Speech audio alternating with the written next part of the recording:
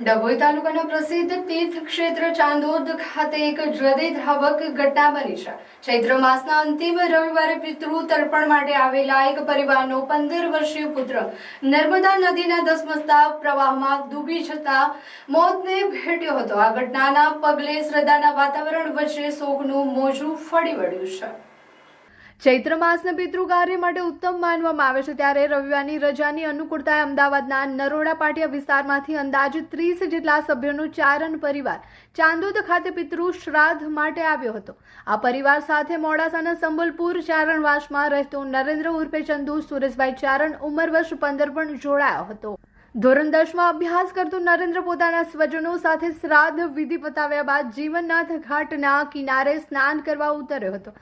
સ્નાન કરતી વખતે પાણીના ઊંડાણનો અંદાજ ન રહેતા નરેન્દ્ર સહિત 2 યુવાનો અચાનક નદીના પ્રવાહમાં તણાવા લાગ્યા હતા.